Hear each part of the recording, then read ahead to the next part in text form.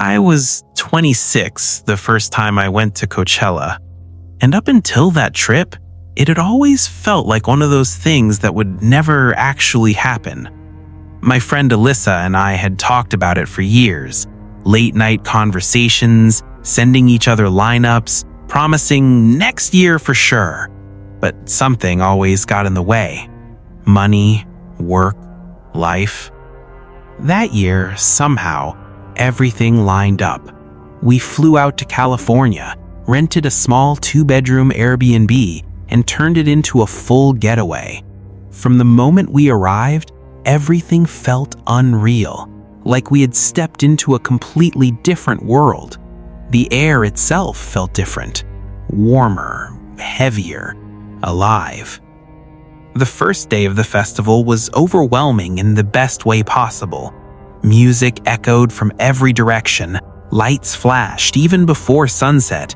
Thousands of people moved like one giant organism, laughing, dancing, dressed in ways you'd never see in real life. It didn't feel like reality anymore. It felt like a dream you didn't want to wake up from, or maybe a place where reality didn't fully apply. We spent the first 2 days doing everything you're supposed to do, watching artists we loved, eating overpriced food, taking endless pictures, staying out until we physically couldn't stand anymore. By the end of each night, we were exhausted, but it was the kind of exhaustion that felt worth it. By the third day, though, things were different. We were drained, mentally, physically, everything. But neither of us wanted to waste the last day. That's when Alyssa brought it up again. The Molly. We had planned it before the trip, said we'd save it for the final day. I had only tried it once before, years ago. Nothing bad had happened. It was fine, so I didn't think twice about it. That was my first mistake. We took it in the late afternoon, right before heading toward one of the main stages. At first, nothing happened. We even joked about it maybe being weak or fake. But then, it hit. Not slowly, not gently. All at once. At first, it felt amazing. Everything became brighter, sharper, louder. The music didn't just sound good, it felt like it was moving through my body. I felt lighter, like I could talk to anyone, like everything around me was somehow connected. For a moment, I understood why people chased that feeling. But that moment didn't last, because that's when I noticed him. At first, it was nothing, just a man in the crowd, standing maybe 20 feet away. He didn't fit in. While everyone else wore bright colors, loose clothes, festival outfits, he was dressed in black. Dark shirt, boots, older than most people there, mid-30s maybe. Scruffy beard, still. Too still. And he was looking directly at me. I looked away quickly, brushing it off. Thousands of people. Of course you're going to notice the same person more than once. Right? That's what I told myself. Until I saw him again. And again. And again. Different locations, different moments. The same man. Always somewhere in sight. Never close enough to confront. Never far enough to ignore. By the fourth time, something inside me shifted. A quiet, creeping unease. The kind that doesn't scream danger, but whispers it. At first, I tried to ignore it. I told myself it was nothing, just coincidence mixed with the effects of the Molly. My brain was probably locking on to one familiar face in a sea of strangers and replaying it over and over again. But deep down, it didn't feel like that. Because every time I saw him, he wasn't just nearby. He was watching me. Not casually, not like someone people watching out of boredom. No, it felt focused, intentional. Like I had somehow become the only person in that entire crowd that mattered. I tried to shake it off and stay present. Alyssa was still having a great time, laughing, dancing, completely in the moment. I didn't want to ruin that by sounding paranoid, but the feeling kept growing. Slowly, the high started to change. The warmth faded, the lightness disappeared. In its place came something tighter, heavier. My jaw clenched without me noticing. My heart started beating too fast, like it was trying to outrun something I couldn't see. Sounds became too loud, lights too sharp, people too close, and no matter where I turned, he was there. At one point, we moved toward a different stage to catch another performance. The crowd was even denser there, bodies pressed together, barely any room to breathe. That's when everything shifted. I saw him again, but this time he wasn't at a distance. He was moving toward me. Before I could react, he slipped into the space beside me like he had always been there, close enough that I could smell sweat and something metallic on him. He smiled. It didn't reach his eyes. He started dancing, casual, like any other guy at a festival, like nothing about this was strange. Then he leaned closer, his voice barely cutting through the music. "You look incredible," he said. I forced a small, polite smile. "Thanks. You here alone?" "I'm with my friend." I kept it short, hoping he'd take the hint. He didn't. He stayed there, hovering, leaning in too often, smiling too much. There was something off about him, something I couldn't explain, but my body reacted to it before my mind could. Every instinct I had was telling me the same thing: get away. I turned to grab Alyssa's arm and felt nothing. I looked beside me. She was gone. At first, I thought maybe she had just shifted a few steps away.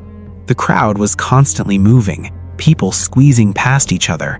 But when I turned, I couldn't see her anywhere.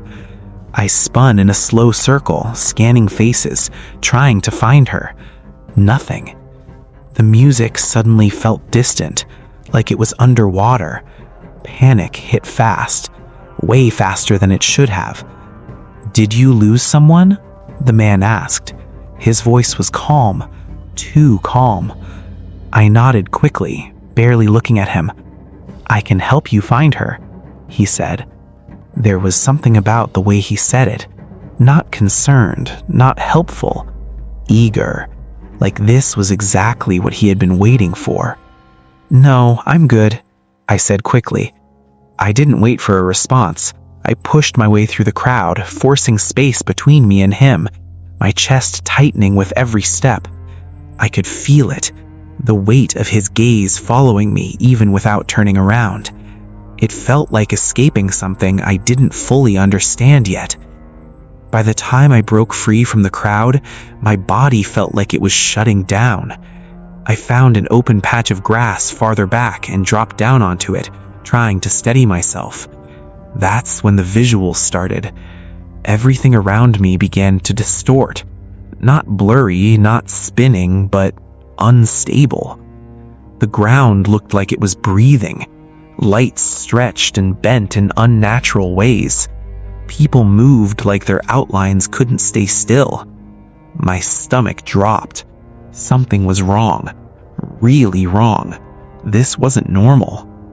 I pulled out my phone with shaking hands and started calling Alyssa. Once, failed. Again, nothing. Each failed call made the panic worse. I could feel it building, like pressure inside my chest, rising higher and higher with no release. Finally, one call connected. "Alyssa," I could barely hear my own voice. "I'm by the grass area, near the back. I need you. Something's wrong." The call cut in and out, but I kept repeating it until I knew she heard me. Then I just sat there, gripping my phone, trying not to lose control completely. Every shadow felt wrong. Every movement felt like it meant something. And worst of all, I couldn't shake the feeling that he was still somewhere nearby, watching, waiting. I don't know how long I sat there. Time didn't feel real anymore. Minutes stretched into something longer, heavier. My body felt disconnected, like I was sitting inside it instead of controlling it. Every sound came in waves, too loud, then too distant. Then, finally, Alyssa found me. She rushed over, dropping down beside me, grabbing my shoulders. I could tell immediately by her face she knew something was seriously wrong. Hey, look at me," she said, trying to steady me. "What's going on?" "I need to leave," I said, my voice shaking. "Right now. I don't feel right." For once, she didn't argue. We didn't stay for another set. We didn't say goodbye to anyone. We just left. The walk out of the festival felt endless. Every person that brushed past me made me flinch. Every laugh sounded distorted. Every shadow made my chest tighten. I kept glancing over my shoulder, expecting to see him again. But he was gone. Or at least, I couldn't see him anymore. By the time we got back to the Airbnb, I was completely drained. Not just tired, emptied. Like whatever energy I had was completely gone, replaced by this heavy, sinking feeling in my chest. Alyssa started talking about packing some of her things that night, trying to stay productive. I couldn't. "I'll do it tomorrow. I just need to lay down." She nodded, still watching me carefully. I went into my room, shut the door, turned off the light, and collapsed onto the bed. Even though the high hadn't fully worn off, my body didn't care. It forced me into this half-sleep state. Not fully unconscious, not fully awake, just stuck in between. I don't know what woke me. There was no loud noise, no clear reason, just my eyes opened, and instantly something felt wrong. The room was dark, but not completely, just enough light from outside to make out shapes. That's when I looked at the doorway and saw him. He was standing there, perfectly still, just inside the doorway, facing me. Too tall to be Alyssa, too broad, too real. For a second, my brain refused to process it. It tried to explain it away, tried to turn it into something normal. But then, I saw his face. Even in the dim light, I recognized him. The same man from the festival, standing just a few feet away from my bed, watching me. A cold, paralyzing fear spread through my entire body. Not panic, not confusion. Fear. Pure, instinctive fear. The kind that tells you you're not safe.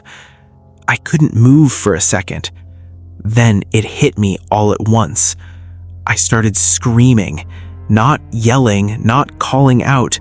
Screaming. Loud, uncontrolled, desperate.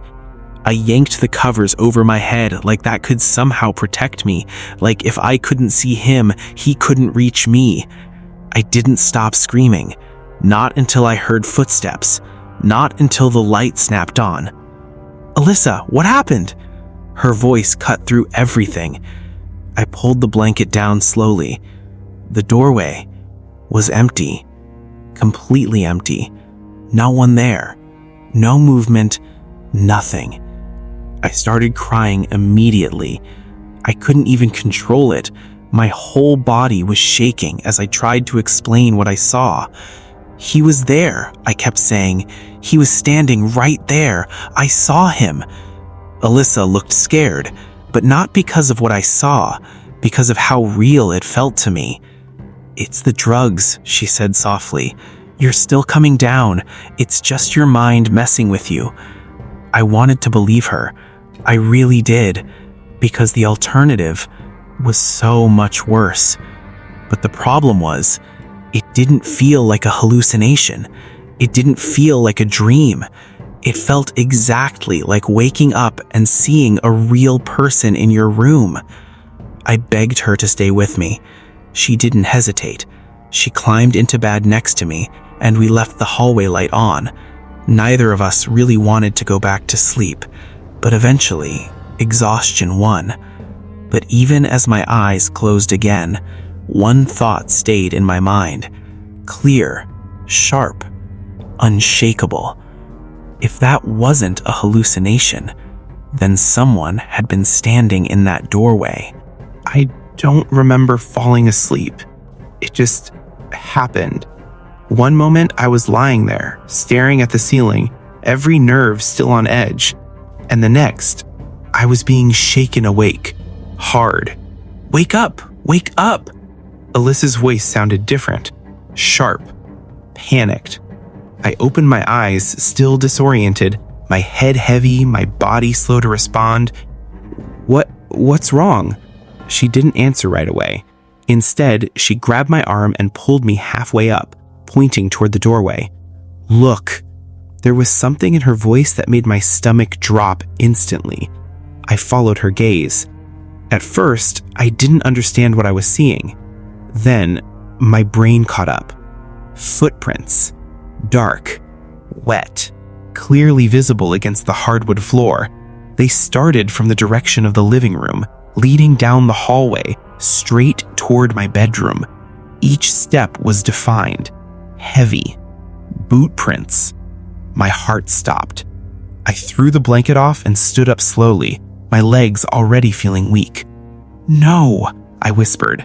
The prints didn't stop in the hallway. They continued, right up to my doorway. And then, they stopped, exactly where I had seen him standing the night before. A wave of cold nausea hit me so hard I had to grab the wall to steady myself. That's not possible, Alyssa said quietly, more to herself than to me. But it was, because we were both looking at it. The same thing, the same undeniable proof. I forced myself to keep looking, to follow them, because part of me needed to know, needed to understand. The prints turned around, slowly, like whoever made them had stood there for a moment, then decided to leave. They led back down the hallway, step by step, all the way toward the front door. No signs of rushing, no signs of panic, just calm, controlled movement, like they had all the time in the world. I felt sick, actually sick, because in that moment, everything clicked. What I saw last night was real. Alyssa immediately started checking everything. The front door, locked. Windows, closed. No broken glass, no forced entry, nothing. Which somehow made it worse, because it meant whoever came inside either had access or knew exactly how to get in. "Did you lock the door last night?" she asked. "Yes," I said immediately. "I remember doing it." "So did I," she said. We just stood there for a second, silent, processing something neither of us wanted to say out loud. Someone had been inside that house while we were there, while I was asleep, or worse, while I was awake. We didn't waste another second. We moved fast, faster than I've ever packed in my life. No shower, no food, no discussion, just throwing everything into our bags, like staying even one more minute was a mistake. Before leaving, I took pictures of the footprints. I needed proof, not just for anyone else, for myself, because part of me still wanted to believe it wasn't real. Once we got outside, the air felt different. Not safe, but better than being inside. We contacted the Airbnb host immediately, explaining everything, sent the photos, waited. The response came back shocked and apologetic, but it didn't matter. Nothing they said could undo what had already happened. We spent the rest of the day on edge, constantly looking around, watching people, watching shadows. Every unfamiliar face made my chest tighten. And even though we made it home safely, that feeling never fully left. Because the worst part wasn't just that someone broke in. It was this.